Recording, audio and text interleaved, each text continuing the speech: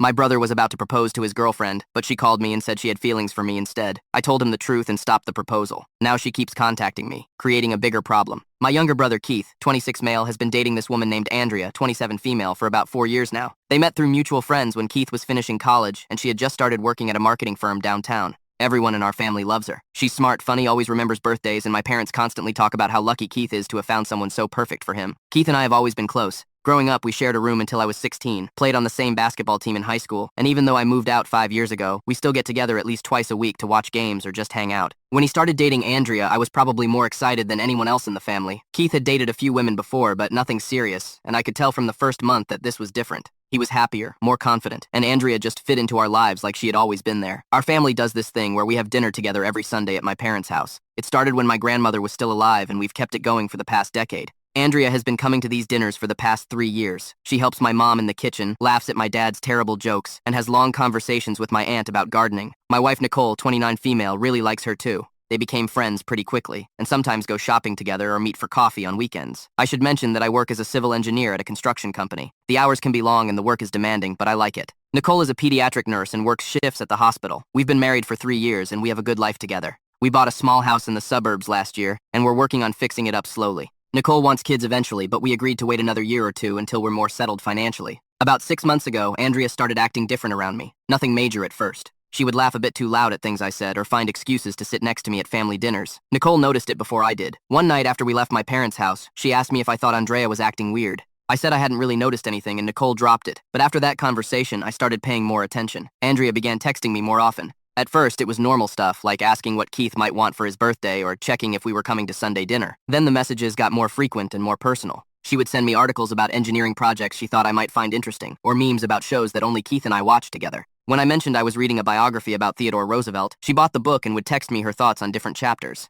I didn't think much of it because Keith never seemed bothered. If anything, he seemed happy that his girlfriend and his brother got along so well. He would joke about how Andrea was trying to become an honorary member of the family. My parents thought it was sweet that she made such an effort to connect with everyone. Then about 2 months ago, Andrea asked if I wanted to grab lunch during the week. She said she had a meeting near my office and thought it would be nice to catch up. I said sure, and we met at a sandwich place downtown. The lunch itself was fine. We talked about work, about Keith, about an upcoming trip they were planning, but there were moments where she would hold eye contact a bit too long or touch my arm when she was making a point. I came back to the office feeling unsettled, but I couldn't really explain why. After that lunch, Andrea suggested we grab coffee a few more times. I made excuses the first couple times, but eventually agreed to meet her again. This time, she talked more about herself, about her childhood, about her dreams and fears. She asked me deep questions about my marriage, about whether I thought Keith was ready to settle down, about what I thought made a relationship work. I remember driving home that day and feeling like I had just been to a job interview or something. The whole thing felt off. Nicole asked me outright if Andrea had a thing for me. We were lying in bed and she just said it directly. I told her I didn't know, but that Andrea had been acting strange. Nicole said she thought I should talk to Keith about it, but I kept putting it off. What was I supposed to say? Your girlfriend is being too friendly. She texts me too much. It all sounded ridiculous when I tried to phrase it in my head. 3 weeks ago, Keith called me and asked if I could meet him after work for a beer. He sounded excited on the phone. We met at our usual bar near his apartment, and he told me he was going to propose to Andrea. He had already bought the ring and was planning to do it next month during a weekend trip they had booked to the mountains. He wanted my advice on how to make it special, what words to say, whether he should involve our parents beforehand. I told him I was thrilled for him, and we spent 2 hours talking through his plans. He kept saying how Andrea was everything he had ever wanted, how he couldn't imagine his life without her. I went home that night and told Nicole about the engagement plans. She was quiet for a moment and then said she hoped everything would work out. I asked her what she meant, and she said she still thought Andrea's behavior was weird, but maybe she was just nervous about the relationship getting more serious. We left it at that. Last Thursday night changed everything. Nicole was working a late shift at the hospital, and I was at home watching television. My phone buzzed around 9:30. It was a text from Andrea, asking if I was free to talk. I said I was home, and she asked if she could call me. I said sure. She called a few minutes later and her voice sounded shaky. She said she needed to tell me something and she had been trying to find the courage for months. I felt my stomach drop. She said she knew this was terrible timing and that she loved Keith and never wanted to hurt him. Then she said she was also in love with me. She said she had feelings for me since about a year after she and Keith started dating. She said she tried to ignore it and thought it would go away, but instead it just got stronger. She said seeing me with Nicole made her jealous. She said she knew Keith was planning to propose, and she couldn't marry him without telling me the truth. I didn't say anything for what felt like a full minute. Finally, I asked her if this was some kind of joke. She said it wasn't. She said she understood if I never wanted to talk to her again, but she couldn't live with this secret anymore. She said she thought about it every day, and it was eating her alive. Then she asked me if I had ever felt anything for her. I told her no. I told her I had never thought about her that way, and that I loved my brother. I told her this was completely out of line and that she needed to talk to Keith. She started crying and said she couldn't tell Keith because it would destroy him. She said she was telling me because maybe we could figure something out together. I asked her what that meant and she said she didn't know, but that she couldn't keep pretending anymore. I ended the call and sat on my couch staring at the wall for probably an hour. When Nicole got home around midnight, I told her everything. She sat down next to me and asked what I was going to do. I said I had no idea. She said I had to tell Keith. I said I knew, but I didn't know how. The next day was Friday. I called in sick to work because I couldn't focus on anything. I kept picking up my phone to call Keith and then putting it back down. Andrea texted me twice asking if I was okay and begging me not to tell Keith. She said she made a mistake by calling me and that she would handle her feelings on her own. She said if I told Keith, it would ruin his life and their relationship and everything they had built together. That night, Keith came over to our house unannounced. He wanted to show me the ring one more time and talk through some final details about the proposal. I couldn't look him in the eye. He noticed something was wrong and asked me about it. I told him I was just stressed about a project at work. He stayed for about an hour going over his plans, and I nodded along while barely hearing anything he said. After he left, Nicole told me I couldn't let him propose to Andrea without knowing what she said. She said it wasn't fair to Keith and that I would regret it forever if I stayed silent. I knew she was right, but the thought of that conversation made me want to throw up. On Saturday, I texted Keith and asked if he could come over on Sunday afternoon. He said sure and asked if everything was okay. I said we just needed to talk about something important. He showed up at 3 o'clock in the afternoon. Nicole made herself scarce and went to run errands. I had Keith sit down in our living room. I told him I had something to tell him that was going to be hard to hear. He looked confused and asked if something was wrong with our parents. I said no, then I just said it. I told him Andrea called me on Thursday night and confessed she had feelings for me. I told him she said she'd been in love with me for a long time. Keith's face went completely blank. He asked me if I was serious. I showed him my phone with Andrea's texts from Friday asking me not to tell him. He read them and then stood up and walked to the window. He stood there with his back to me for maybe 5 minutes without saying anything. Finally, he asked me if I felt the same way about her. I told him absolutely not. I told him I loved him and that I had never encouraged her or thought about her romantically. He asked me if anything had ever happened between us. I said no, nothing physical ever happened. I told him about the lunches and the texts and how she had been acting over the past few months. He turned around, and his eyes looked empty. He asked why I didn't tell him sooner. I said I didn't know what I was seeing until it became obvious. Keith left without saying anything else. He didn't answer his phone when I tried calling him later that night. Nicole came home and I told her what happened. She hugged me and said I did the right thing even though it didn't feel like it. I haven't heard from Keith since Sunday. Andrea has sent me about 15 messages alternating between apologizing and blaming me for ruining her relationship. My parents called yesterday asking if I knew what was going on with Keith because he canceled Sunday dinner and isn't returning their calls. I didn't know what to tell them, so I said I thought he and Andrea were having some issues. I don't know what Keith is going to do. I don't know if I should have handled this differently. Nicole keeps telling me this isn't my fault, but I can't stop thinking about how I could have prevented this somehow. My brother is not talking to me, and the woman he was about to propose to is in love with me, and I have no idea how to fix any of this. Should I have kept my mouth shut and let them get engaged? Should I have said something to Keith months ago when things started feeling off? I keep going over every interaction with Andrea, trying to figure out where I gave her the wrong idea, but I can't find it. This whole situation feels like a nightmare. Update 1. It has been 3 weeks since I told Keith about Andrea's confession. I'm writing this update because some people asked me to, and also because I need to process what has happened since then. Keith didn't speak to me for the first 10 days. He ignored my calls, didn't respond to texts, and when I showed up at his apartment, he wouldn't answer the door even though I could hear him inside. My parents were getting worried because he kept making excuses to avoid family dinners and wouldn't tell them what was wrong. My mom called me 4 times in 1 week asking if I knew anything. I kept deflecting because I didn't think it was my place to tell them the details. Finally, about 12 days after our conversation, Keith sent me a long text message in the middle of the night. He said he had broken up with Andrea the day after I told him. He said he went to her apartment and confronted her, and she admitted everything. She told him she had developed feelings for me gradually over the years and that she thought they would fade, but they never did. She said she still loved Keith, but couldn't marry him while feeling this way about his brother. Keith said in his message that the worst part wasn't even the confession itself. The worst part was going back through the past 2 years of their relationship and realizing how many little moments now seemed fake or forced. He said he kept remembering times when Andrea insisted on inviting Nicole and me to things, or when she would steer conversations toward topics I was interested in, or when she bought gifts that Keith suspected were actually meant to impress me rather than him. He said it was like watching their entire relationship through a new lens and not liking what he saw. He also said he wasn't ready to see me yet, but that he knew this wasn't my fault. He said he needed time to process everything and asked if I could give him space. I replied immediately and said I understood and that I would be there whenever he was ready to talk. He didn't respond to that message. Andrea, on the other hand, would not leave me alone. She sent me long messages every few days, explaining herself, apologizing, then getting angry and accusing me of ruining her life. One message said I must have known how she felt and that I'd let her on by being friendly. Another message said she regretted ever telling me and wished she had just married Keith and dealt with her feelings privately. Nicole finally told me to block Andrea's number because the constant messages were making things worse. I blocked her on my phone, but she started emailing me. The emails were calmer, but somehow more unsettling. She wrote about how she understood I didn't feel the same way, but that she hoped we could eventually be friends again. She said she missed talking to me, and that she valued our connection, even if it could never be romantic. I didn't respond to any of the emails. 2 weeks after the breakup, my parents asked Keith and me to come over for dinner together. Just the four of us, without Nicole or any extended family. I texted Keith to ask if he was going, and he said yes. I told him I would be there too. The dinner was uncomfortable. My parents clearly knew something serious had happened, but Keith hadn't given them details. My dad made small talk about work and a home repair project he was doing. My mom kept looking between Keith and me with concern. Finally, after we finished eating, my mom asked outright what was going on. Keith looked at me, and I nodded at him to tell them. He gave them a simplified version. He said Andrea had developed inappropriate feelings for someone else, and that he had ended the relationship. My mom asked who, and Keith hesitated before saying it was me. My mom's face went pale. My dad asked Keith to clarify what he meant. Keith explained that Andrea had confessed to me that she had feelings for me, and that I had immediately told him. There was a long silence. Then my dad asked me directly if anything had happened between Andrea and me. I said no, absolutely nothing physical, and that I never encouraged her or reciprocated her feelings. My mom asked why Andrea would confess this if nothing happened.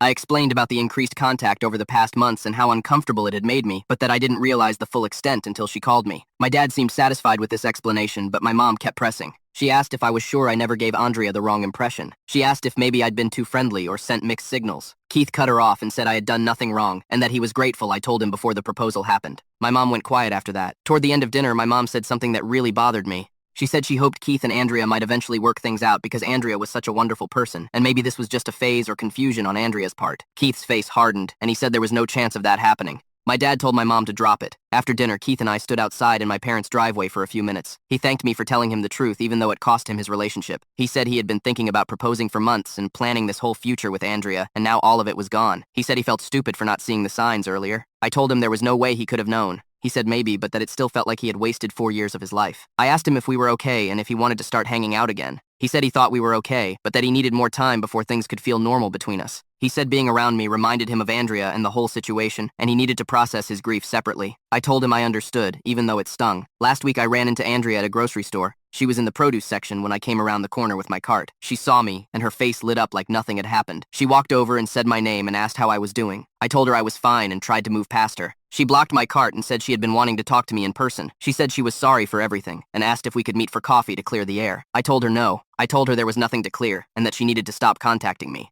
She looked hurt and said she just wanted closure. I said I couldn't give her that and that she needed to talk to a professional if she needed help processing the breakup. She asked if Keith had turned me against her. I didn't answer that and just walked away. She called after me, but I didn't turn around. Nicole was with me and saw the whole thing. When we got to the car, she said, Andrea seemed delusional if she thought I would want to be friends after everything. I agreed, but there was something almost sad about the encounter. Andrea looked tired and her eyes were red like she had been crying recently. Part of me felt bad for her even though I knew I shouldn't. Keith texted me 2 nights ago and asked if I wanted to meet him for a drink. We met at a different bar from our usual spot. He looked better than he did at the family dinner. We talked about work and sports and avoided mentioning Andrea for the first hour. Then Keith brought her up himself. He said he heard from a mutual friend that Andrea had been telling people I had pursued her and that I was the one who initiated the emotional affair. He said the friend didn't believe Andrea's version, but wanted to give Keith a heads up that she was spreading the story. I asked Keith if he believed her version. He said no, he knew the truth, but he also said it was causing problems in their old friend group because people were picking sides, and some of them thought I must have done something to encourage Andrea's feelings. He said a couple of Andrea's close friends had sent him nasty messages saying he was wrong to break up with her over a misunderstanding. We finished our drinks, and Keith said he appreciated me telling him the truth back when I did. He said he had been going over everything in his head for weeks, and he realized Andrea had probably been creating this fantasy version of a relationship with me for years while actually dating him. He said that was probably more hurtful than if she had just cheated on him physically because it meant their entire relationship had been built on something false. When we said goodbye in the parking lot, Keith hugged me for the first time since this whole thing started. He said things would get back to normal eventually, but that he needed more time. I told him to take all the time he needed. I'm not sure what happens next. Keith seems like he's starting to heal, but I can tell this really damaged him in a way that will take a long time to recover from. Andrea is still sending occasional emails, even though I never respond. My relationship with my parents feels strained because I think my mom partially blames me, even though she won't say it directly. Nicole has been supportive, but even she seems tired of dealing with the fallout from all of this. People keep telling me I did the right thing by speaking up, but it doesn't feel like it yet. Everything is still broken and I don't know how to help fix it. Update, 2 things have gotten more complicated. I'm writing this update because several people messaged asking what happened, and also because I need advice on a new development. Keith and I have been rebuilding our relationship slowly over the past 2 months. We started meeting for lunch once a week and graduated to watching games together at his place like we used to. He seems to be doing better overall. He's been going to the gym more, and he mentioned he went on a first date with someone he met through a coworker. He said it went fine, but he wasn't ready for anything serious yet. I told him that was understandable. My parents have been weird. My mom, especially. She has brought up Andrea 3 times at family dinners, saying things like, she ran into Andrea's mother at the store, and Andrea's doing well, or mentioning that Andrea got a promotion at work. Each time, Keith just changes the subject, and my dad will give my mom a look. After the 3rd time, I pulled my mom aside and asked her directly why she kept bringing up Andrea. She said she wasn't trying to cause problems, but that she had really liked Andrea and thought the situation was sad for everyone involved. I told her that continuing to bring her up was making Keith uncomfortable and needed to stop. She got defensive and said she was just making conversation. We haven't talked about it since, but there's been tension between us. Nicole and I have been having disagreements about the whole situation, too. She thinks I should cut Keith some slack about needing space and time, but I've been getting frustrated that things still feel awkward between us, even though it's been months. Last week, we had an argument about it after I complained that Keith canceled plans with me at the last minute. Nicole said I was being selfish and not considering how traumatic this experience was for him. I said I understood, but that I was also a victim in this situation because I didn't ask for any of this to happen. She said that wasn't the same thing as having your 4-year relationship revealed to be partially based on a lie. She was right, but it still bothered me. The bigger issue is what happened with Andrea about 3 weeks ago. I got a call from an unknown number while I was at work. I almost didn't answer, but something made me pick up. It was Andrea's younger sister, Emma, 24 female. I had met Emma a handful of times at gatherings when Andrea and Keith were still together. She seemed nice, but we never had much interaction. Emma said she needed to talk to me about Andrea and that it was urgent. I told her I didn't think that was a good idea. She said she understood, but that she was worried about Andrea and thought I should know what was happening. Against my better judgment, I agreed to meet Emma for coffee the next day. Emma looked nervous when I met her. She ordered tea and stirred it for a solid minute before saying anything. Finally, she told me that Andrea had become obsessed with me since the breakup. She said Andrea talked about me constantly, had printed out photos of the 4 of us from various gatherings, and hung them in her apartment, and had been driving by my house multiple times per week. Emma said she had tried to get Andrea to talk to someone professionally, but Andrea refused and said everyone was overreacting. I asked Emma why she was telling me this. She said she thought I deserved to know in case Andrea tried to contact me or escalated her behavior. She also said she was scared for Andrea's mental health and hoped that if I knew how bad things were, maybe I could help convince her to get help. I told Emma that I didn't think me getting involved would make anything better and might actually make it worse. Emma started crying and said she didn't know what else to do. I told Emma I would think about what she said, but that I couldn't promise anything. We left the coffee shop and I sat in my car for 20 minutes trying to process the information. When I got home, I told Nicole everything. She immediately said we needed to call the police and file a report about Andrea driving by our house. I said I wasn't sure that was necessary yet since Andrea hadn't actually approached me or threatened me. Nicole said driving by repeatedly was stalking behavior and we should document it just in case. I ended up calling a non-emergency police line and explained the situation. The officer I spoke with said that without evidence of threats or direct harassment, there wasn't much they could do, but that I should document any contact Andrea made with me going forward. He suggested I send Andrea a formal cease and desist letter through a lawyer if I wanted to establish a clear boundary. I thanked him and hung up. That night I couldn't sleep. I kept thinking about Andrea driving past my house and what might be going through her head. Nicole noticed I was awake and asked me what I was thinking. I said I didn't know if I should tell Keith about what Emma said. Nicole said absolutely. I should tell him because if Andrea was behaving this way toward me, she might also be trying to contact him. I said that was a good point. The next morning I called Keith and asked if he could come over. He said he was free that afternoon. When he arrived, I told him about my conversation with Emma. His face went through several expressions while I was talking. Surprise, concern, anger, then something that looked like resignation. When I finished, he was quiet for a moment. Then he said he wasn't completely surprised. Keith told me that Andrea had been contacting him regularly since the breakup, despite him asking her repeatedly to stop. He said the messages started out apologetic, then became desperate, then shifted to anger.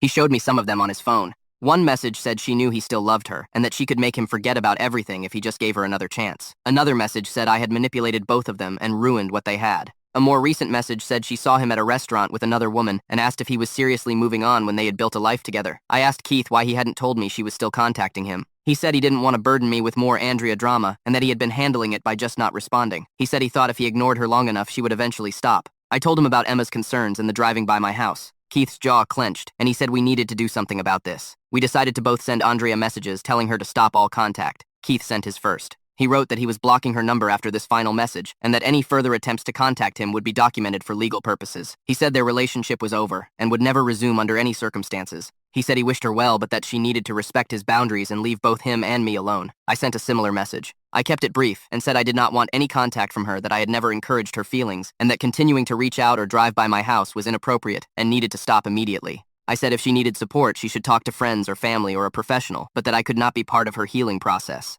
Then I blocked her number. Within an hour, Andrea sent me an email. It was long and rambling. She said she couldn't believe I would be so cruel after everything we had shared. She said our friendship had meant the world to her and that I was throwing it away over nothing. She said Keith had poisoned me against her and that if I would just talk to her in person, she could explain everything properly. She said she wasn't stalking me and that she had only driven past my house twice because she was in the neighborhood. The email ended with her saying she would always care about me no matter what I said. I forwarded the email to Keith and to Emma. Emma replied quickly, saying she was sorry and that she would talk to Andrea again. Keith replied, saying we should both document everything and consider getting restraining orders if Andrea didn't stop. I said I wanted to wait and see if she backed off now that we had both been explicit about our boundaries. Andrea sent 2 more emails over the next week, each one slightly less emotional than the last. Then the email stopped. For about 10 days, I didn't hear from her at all and started to think maybe the situation was resolving itself. Then, last Saturday, Andrea showed up at my parents' house during Sunday dinner. I wasn't there that week because Nicole and I had other plans, but Keith was there with our parents and our aunt. Keith texted me immediately when it happened. He said Andrea rang the doorbell, and when my mom answered, Andrea asked if she could come in and talk to the family.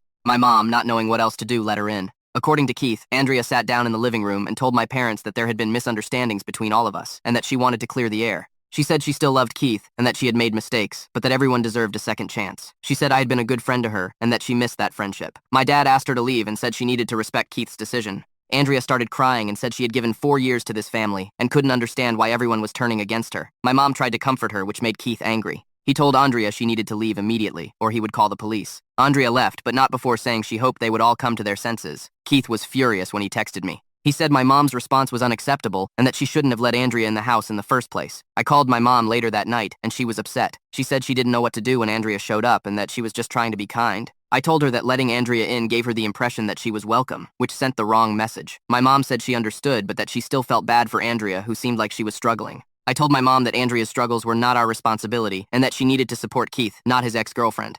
My mom got quiet and said she would try to do better. Nicole said this was escalating and that we needed to take it more seriously. She said showing up at my parents' house crossed a line and that we should file for restraining orders now. I called Emma again and told her what happened. Emma sounded defeated. She said she had tried talking to Andrea, but that Andrea insisted she had done nothing wrong and that everyone was overreacting to her trying to have an adult conversation. Keith and I met with a lawyer 2 days ago. The lawyer said we had enough documentation to file for restraining orders, but that he recommended we send Andrea one more formal cease and desist letter first, which would strengthen our case if we needed to go to court. He prepared letters for both Keith and me, laying out all the unwanted contact and explicitly demanding that Andrea stop all attempts to communicate with us or our family members. The letters were sent yesterday via certified mail. Now we wait to see if Andrea backs off or if this gets worse. Keith has been staying at my place more often because he's worried Andrea knows his address and might show up there. Nicole installed a security camera at our front door. My parents are being more careful about locking their doors and not answering if they don't recognize who's outside. The whole thing has taken on this surreal quality. 6 months ago, Andrea was someone we all liked and trusted. Now she's someone we're documenting interactions with and considering legal action against. Keith seems more angry than sad now. He said he feels like Andrea stole 4 years from him by building a relationship based partially on her obsession with me. He said he wonders how much of their relationship was real and how much was Andrea's way of staying close to me. I don't know what comes next. I hope the legal letter scares her enough to finally back off.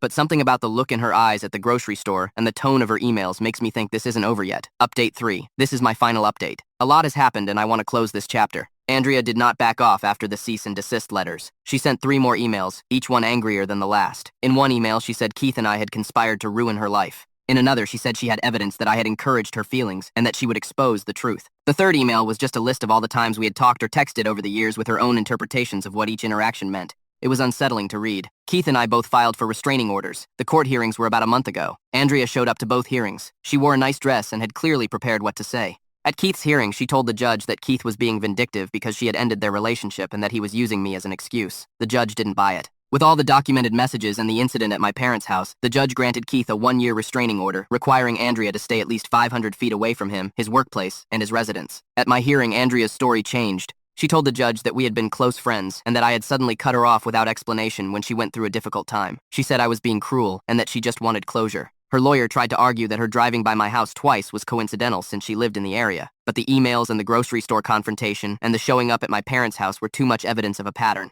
The judge granted me a restraining order as well, with the same conditions as Keith's. Andrea's face when the judge issued the orders was blank. She didn't cry or argue. She just nodded and walked out of the courtroom. Her sister Emma texted me later that day saying she was sorry it had come to this and that she hoped the legal intervention would force Andrea to finally get help. For about 6 weeks after the hearings, things were quiet. Andrea didn't contact either of us. Keith started dating the woman he had gone out with before, and they seemed to be taking things slow but steady. He's been coming to family dinners again, and the tension has eased somewhat. My mom stopped mentioning Andrea after I had one more firm conversation with her about boundaries. Then 3 weeks ago, I got a call at work from building security. They said a woman had been in the lobby asking to see me, and when they told her I was in a meeting, she refused to leave. They described her, and it was clearly Andrea. I told security that she had a restraining order against her, and they needed to call the police. They did, and when officers arrived, Andrea finally left before they could question her. The security footage showed her pacing in the lobby for almost 45 minutes before security approached her. I called Keith immediately and told him what happened. He called his lawyer. The lawyer said this was a violation of the restraining order since my workplace was covered under the 500 feet requirement. He filed a motion to have Andrea held in contempt of court. The contempt hearing was last week. Andrea showed up with her lawyer again.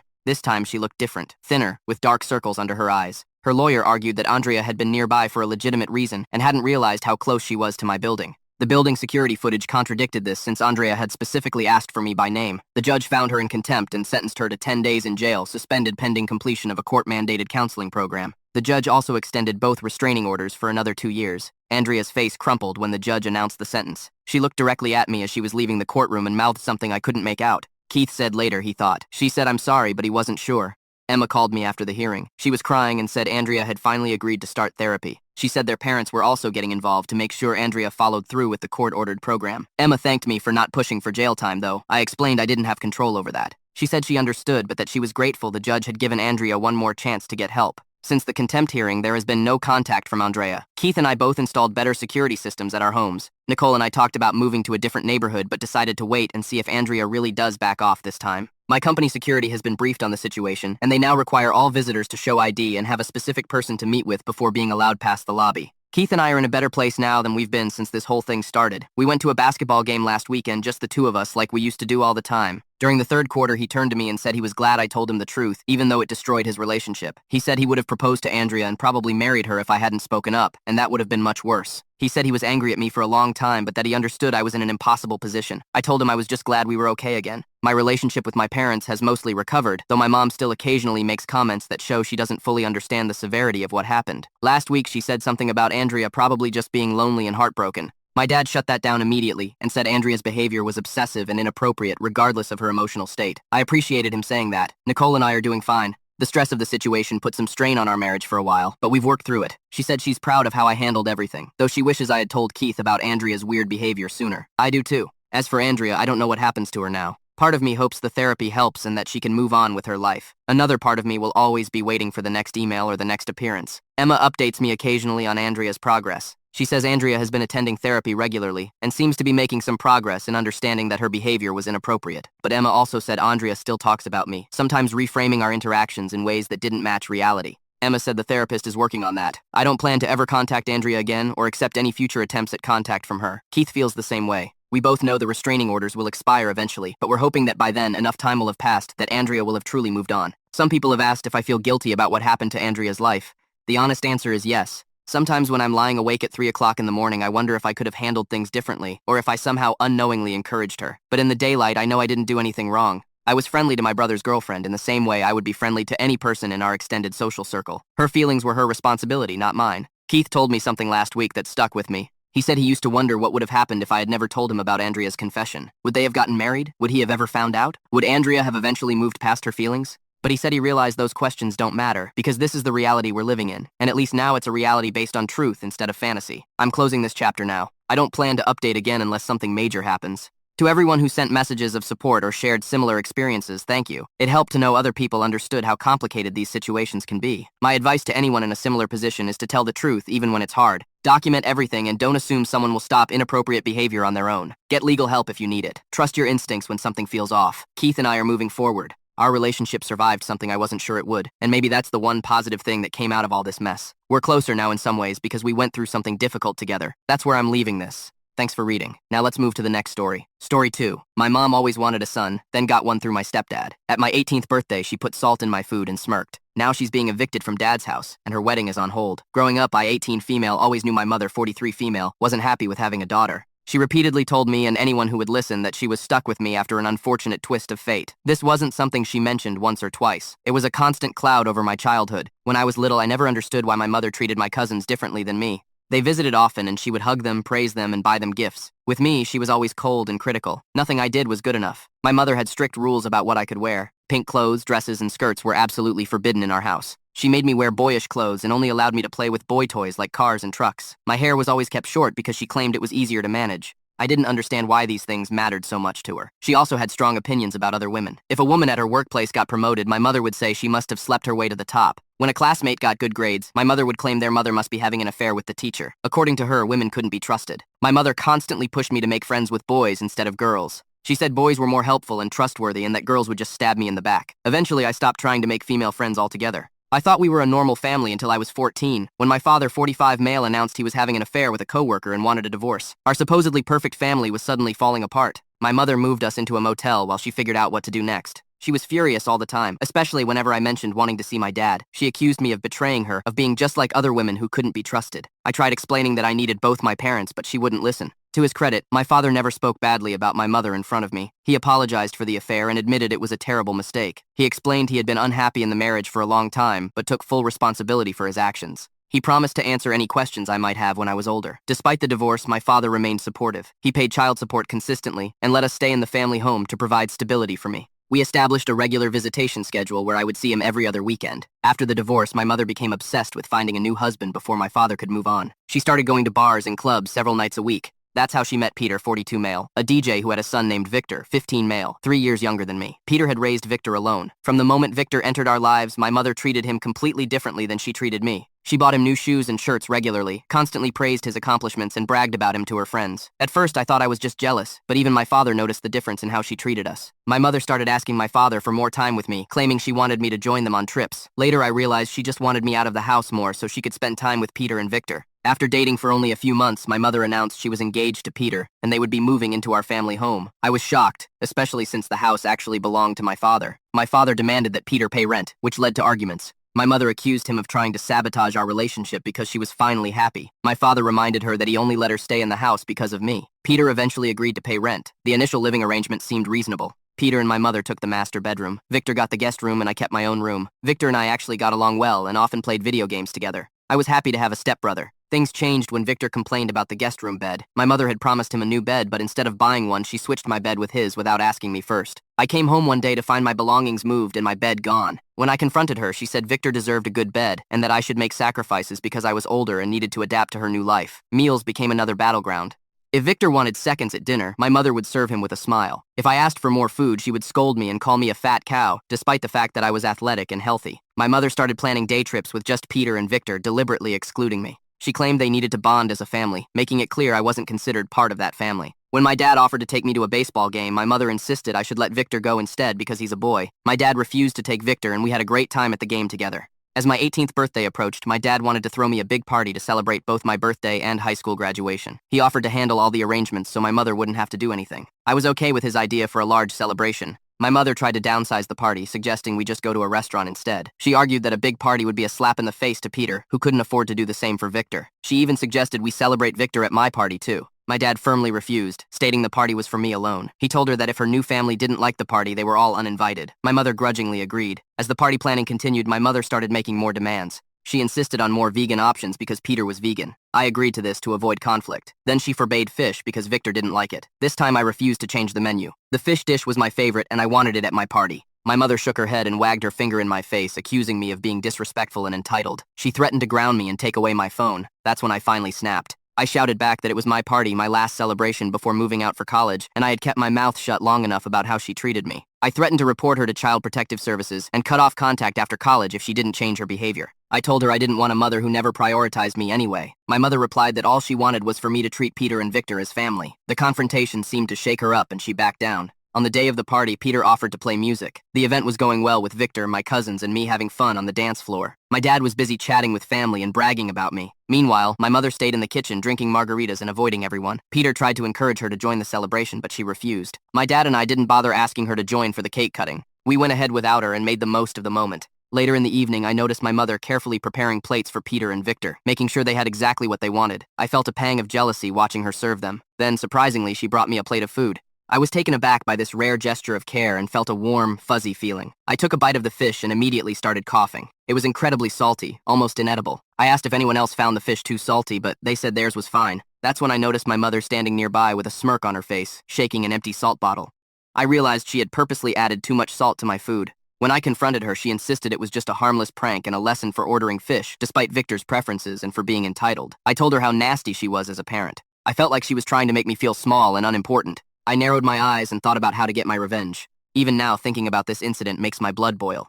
What my mother didn't know was that we had security cameras installed around the house, and one had captured her adding the salt to my food. I decided to use this evidence, but I would wait until I was safely moved out. Update 1. It's been 3 weeks since my disastrous birthday party. I've moved into my college dorm with my dad's help. Most of my belongings are stored at his place since there isn't much room in the dorm. I decided not to tell my dad about the salt incident right away. I didn't want to escalate the conflict while I was still living at home, even temporarily. Now that I'm safely away and my mother can't hurt me anymore, I'm ready to expose what she did. The past few weeks gave me time to think about everything. I realized I don't blame Peter or Victor for any of this. Victor was just a kid who happened to be the son of the man my mother chose. Peter seemed like a decent guy who got caught up in my mother's issues. My focus was solely on my mother and her behavior. Moving into the dorm was a relief. My roommate seems nice, and we've established some basic ground rules for living together. Classes start next week, and I'm looking forward to this new chapter of my life. Before I left, I made copies of the security footage showing my mother salting my food. I saved it on my phone, my laptop, and a cloud account, making sure I wouldn't lose this evidence. My mother's behavior didn't improve after our confrontation. She continued to favor Victor and make snide remarks about me being selfish and ungrateful.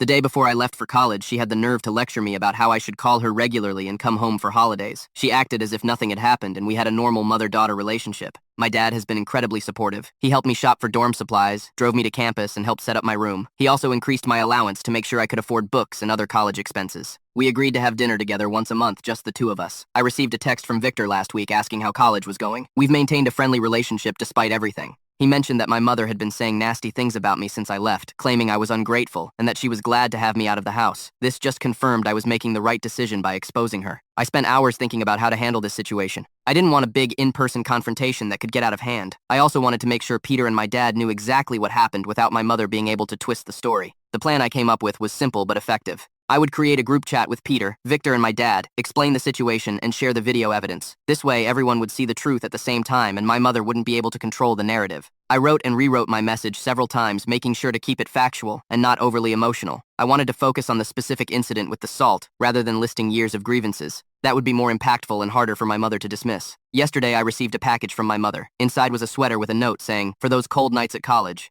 The sweater was 2 sizes too large in a color I hate, and made of a material that I'm allergic to. She's known about my allergy since I was a child. This wasn't a thoughtful gift. It was another jab, another way to show she didn't care enough to know basic things about me. That package was the final push I needed. I decided it was time to send my message and the video. I wanted to do it in the morning when everyone would likely see it around the same time. I barely slept last night going over my plan again and again. I knew this would likely end any chance of having a relationship with my mother, but I realized I didn't want one anyway. No relationship was better than one filled with constant criticism, favoritism, and cruelty. I also prepared myself for the possibility that Peter might take my mother's side. After all, they were engaged, and he might choose to believe her over me. Victor was young, and I hoped this wouldn't damage our relationship, but I was prepared for that possibility too. My father was the wild card. He knew my mother was difficult, but had no idea just how cruel she could be. I wondered if he would regret leaving me with her after the divorce, even though I never blamed him for that. Tomorrow morning, I'll send the message in the video.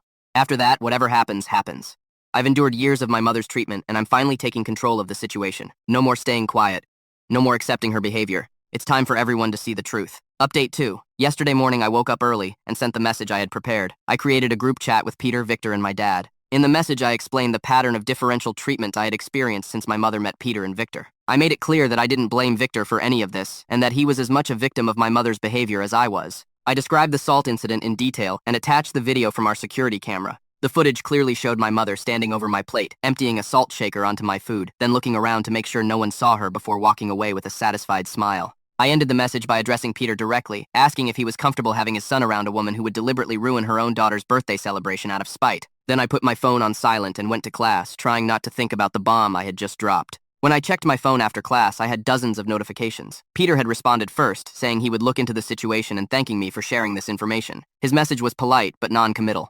Victor sent me a private message saying he had no idea my mother treated me that way and that he was sorry. He asked if we could still be friends no matter what happened between our parents. I assured him we could. My dad called me immediately after I got out of class. He was furious. He confirmed that he had seen similar behavior from my mother during their marriage, but never anything this deliberate or malicious. He apologized for not realizing how bad things had gotten and for not protecting me better. He also mentioned that he had been thinking about evicting my mother from the house, but had been hesitant because of me. Now he said he had no reason to hold back. He had already called my mother and given her a 1-month eviction notice. He said he had no sympathy for her and wanted his house back. According to my dad, when he confronted my mother, she initially denied everything despite the video evidence. Then she started blaming me, saying I had always been difficult and ungrateful, and that I was trying to sabotage her happiness with Peter. My dad said he hung up on her mid-rant. Later that evening, Peter called me. He said he had confronted my mother about the video, and she had flown into a rage, blaming everyone but herself. They had a huge fight, and he told her he was putting their wedding on hold until she got help for her issues. He thanked me for showing him this side of her before they got married and before Victor became more attached to her. My mother started calling and texting me non-stop.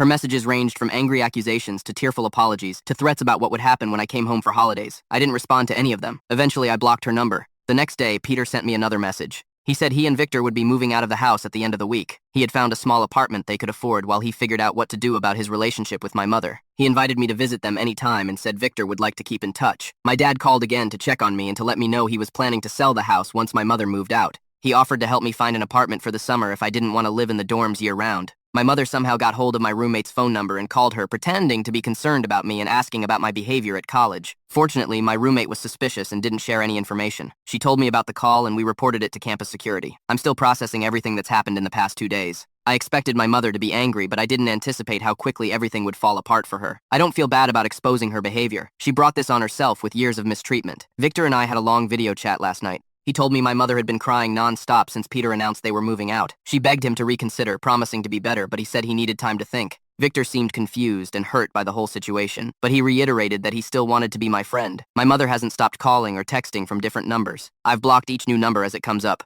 I don't plan to respond to her. There's nothing left to say. Update 3. It's been 2 months since I exposed my mother's behavior and a lot has changed. My mother was forced to move out of my dad's house as planned. She found a small apartment across town and has been living there alone. Peter and Victor moved out before she did. According to Victor, Peter is still technically engaged to my mother, but they're taking a break. My mother visits them occasionally, but Peter doesn't let her be alone with Victor anymore. Victor told me that Peter started noticing other concerning behaviors once he began paying attention. My dad put the house on the market and it sold quickly. He used part of the money to buy a smaller place closer to my college. He said it was a good investment, and this way I would always have somewhere to go during breaks. I think he feels guilty about leaving me with my mother all those years, even though I've told him repeatedly that I don't blame him. My mother has tried different approaches to get back in my life. First, she sent more gifts, all equally inappropriate and clearly not chosen with any consideration for my preferences. Then she showed up at my dorm unannounced, causing such a scene that campus security had to escort her out. After that, she tried sending messages through mutual acquaintances, ranging from demands that I apologize to her to claims that she was severely ill and needed my support. I maintained my position of not responding to her. Each attempt at contact just confirmed that my decision to cut her out of my life was the right one. Last week, I received a letter from her. Unlike her previous communications, this one seemed calmer and more reflective. She acknowledged that she had treated me poorly, but attributed it to her own upbringing and the pressure she felt as a single mother after the divorce. She asked for another chance and suggested family counseling. I read the letter twice, then filed it away without responding. Maybe someday I'll be ready to consider rebuilding a relationship with her, but not now. The wounds are too fresh, and I need time to focus on my own life without her drama. College has been going well. I've made friends who accept me for who I am and don't try to change me. I joined a study group for my most challenging class, and we meet twice a week.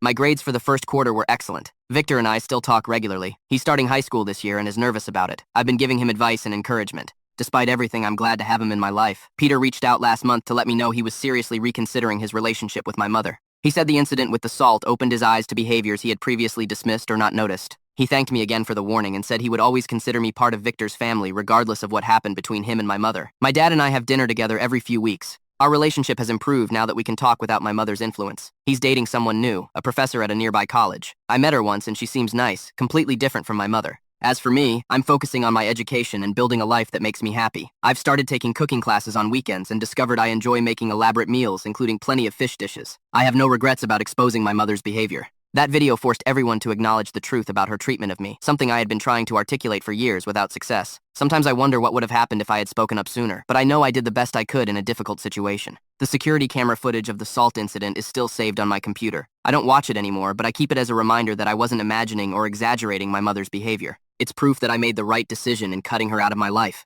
I don't know what the future holds for my relationship with my mother. For now, I'm enjoying the peace that comes with not having her constant criticism and manipulation in my life. College is challenging enough without that added stress. Victor asked me recently if I thought my mother would ever change. I told him I honestly didn't know. People can change if they want it badly enough, but they have to recognize their problems first. My mother spent years blaming everyone else for her unhappiness. Me, my dad, her parents, her bosses, other women. Until she takes responsibility for her own actions, real change seems unlikely.